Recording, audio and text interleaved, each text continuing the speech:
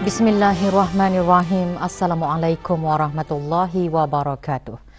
Lebih RM400,000 dan 3 buah hospital lapangan bernilai RM2 juta disumbangkan kepada tabung kemanusiaan rakyat Palestin di Gaza. Majlis penyerahan derma kepada tabung berkenaan berlangsung kemarin di Kementerian Kebudayaan Belia dan Sukan. Semua sumbangan diterima oleh Yang Berhormat Bihin Udana Khatib, Datuk Paduka Seri Setia Ustaz Haji Awang Badarudin bin Pengarah Datuk Paduka Haji Awang Osman, Menteri Hal Ehwal Agama dan Yang Berhormat Datuk Seri Setia Awang Haji Nazmi bin Haji Muhammad, Menteri Kebudayaan Belia dan Sukan. Yang Berhormat Datuk Seri Setia Dr. Awang Haji Muhammad Isham bin Haji Jaafar, Menteri Kesihatan selaku Timbalan Pengerusi Lembaga Pengarah Yayasan Sultan Haji Hassan Al-Bolkiah menyampaikan sumbangan dari yayasan berjumlah RM100,000. Menteri Kesihatan juga menyerahkan sumbangan berupa 3 buah hospital lapangan dari Kerajaan ke bawah Duli Yang Maha Mulia Paduka Seri Baginda Sultan dan Yang di-Pertuan Negara Brunei Darussalam.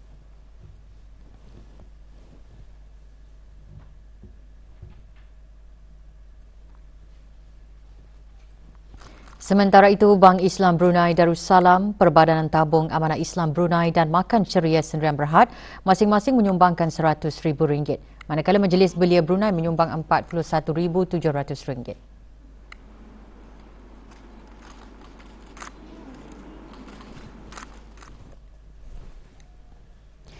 ...127 pohon pokok ditanam di kawasan Kementerian Kesihatan sebagai sokongan kementerian berkenaan dalam pelaksanaan protokol hijau bagi mengurangkan jejak karbon. Pelancaran penanaman pokok diadakan petang kemarin di Dewan Al-Afiah Kementerian Kesihatan.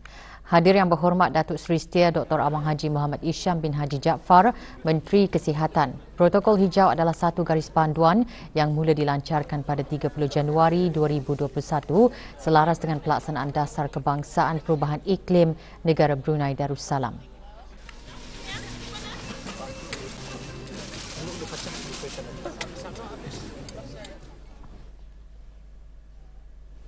Hari Terbuka Kementerian Hal Ehwal Dalam Negeri MOHA Open Day 2023 merupakan salah satu usaha kementerian untuk memberi ruang kepada orang ramai berinteraksi secara langsung dan mengetahui lebih dekat berkenaan fungsi, peranan, tugas serta tanggungjawab kementerian tersebut dan jabatan-jabatan di bawahnya. Menurut Menteri Hal Ehwal Dalam Negeri, program seumpama itu merupakan wadah bagi memberikan dan menyalurkan maklumat terkini dan tepat termasuk perkembangan baharu dalam menyampaikan perkhidmatan, inisiatif termasuk penggunaan teknologi maklumat, akta dan peraturan yang dikuatkuasakan.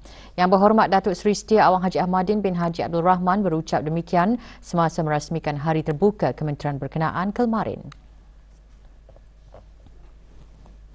Di samping itu juga, orang ramai dapat mengemukakan sebarang cadangan dan persoalan yang berkaitan dengan perkhidmatan yang diberikan.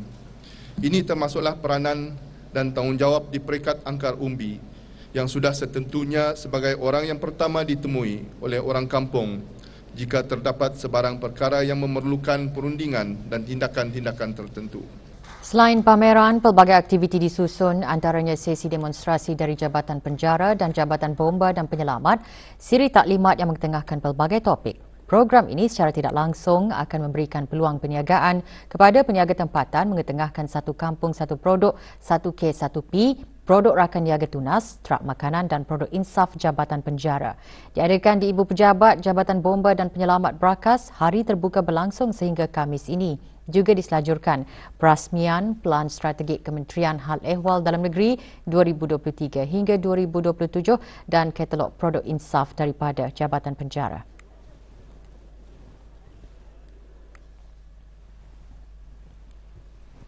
Hari Terbuka Kementerian Hal Ehwal Dalam Negeri diselajurkan dengan sesi muzakarah bersama ahli-ahli Majlis Mesyuarat Negara.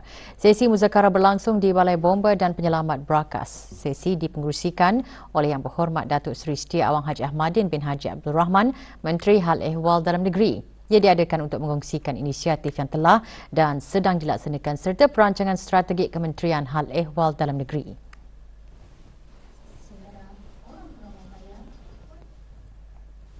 Kementerian Pendidikan melalui Jabatan Pendidikan Khas dengan kerjasama Pusat Keusahawanan Inovasi kemarin menganjurkan majlis penyampaian hadiah dan demo day projek bootcamp kali ketiga bagi pelajar program pravokasional. Acara berlangsung di Kompleks Yayasan Sultan Haji Hassan Al-Bolkiah. Profesor Dr. Awang Nur Azam bin Orangkaya Mahabijaya Haji Osman, Pemangku Timbalan Setiausaha Tetap Dasar dan Korporat Kementerian Pendidikan, dalam ucapannya berkata para pelajar menunjukkan kebolehan mereka dalam menghasilkan produk yang terbaik. 68 pelajar berkeperluan khas dari 17 buah sekolah menengah kerajaan menyertai projek bootcamp tahun ini. Objektifnya sebagai platform mendidik pelajar berkeperluan khas peringkat menengah program provokasional dalam bidang keusahawanan dan inovasi. Juga diselajurkan penyampaian hadiah sekolah terbaik dalam menghasilkan produk, antaranya Sekolah Menengah Saidina Umar Al-Khattab memenangi kategori Most Creative dan Sekolah Menengah Katuk bagi kategori Most Independent. Keusahawanan bukan sahaja membentuk perniagaan tetapi juga membentuk diri pelajar sebagai individu yang mampu mengatasi cabaran dan menyumbang kepada pembangunan masyarakat.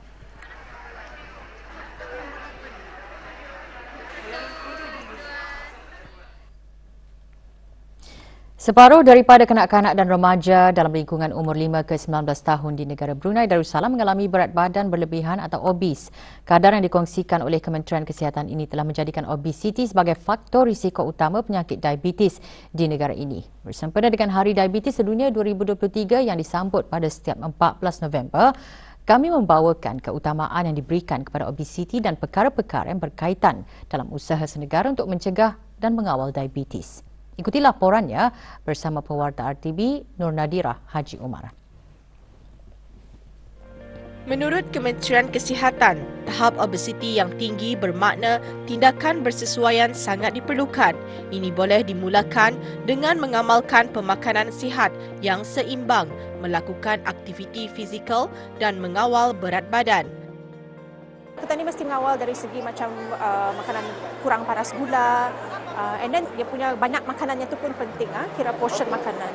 And selalunya kita ni mesti mengamalkan pemakanan yang cukup, jadi mesti makan sarapan pagi, mesti makan tengah hari dan juga malam tu dah boleh diabaikan lah.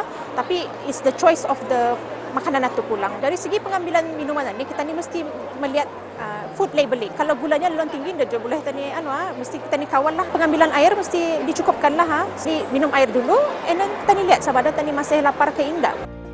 Pencegahan adalah kunci utama untuk mengawal penyakit diabetes. Dengan mengetahui faktor risiko diabetes, seseorang itu akan dapat membuat pemeriksaan dengan lebih kerap, mengambil strategi pencegahan atau mengesan diabetes pada peringkat awal sebelum komplikasi lain terjadi.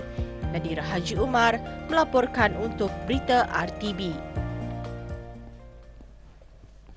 Orang ramai termasuk pemandu di jalan raya dan pelaut adalah dinasihatkan supaya mengambil langkah sewajarnya demi keselamatan semua semasa keadaan cuaca aktif. Potensi keadaan cuaca aktif dijangka berlaku bermula petang ini hingga Isnin 20 November.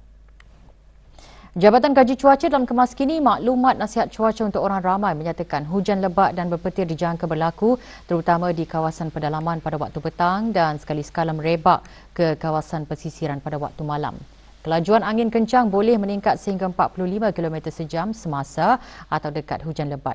Risiko banjir kilat terutama di kawasan-kawasan rendah dan mudah banjir serta di kawasan berdekatan tebing sungai semasa hujan lebat berterusan dan semasa kejadian air pasang. Kejadian tanah susur dan pokok tumbang juga boleh berlaku semasa hujan lebat atau keadaan berangin. Separuh jalan di persimpangan Jalan Delima 2 dan Jalan Kebangsaan ditutup sementara sehingga 20 November ini bermula 8 malam hingga 6 pagi. Penutupan sementara tersebut adalah disebabkan oleh kerja-kerja pembinaan pusing keliling di Jalan Kebangsaan.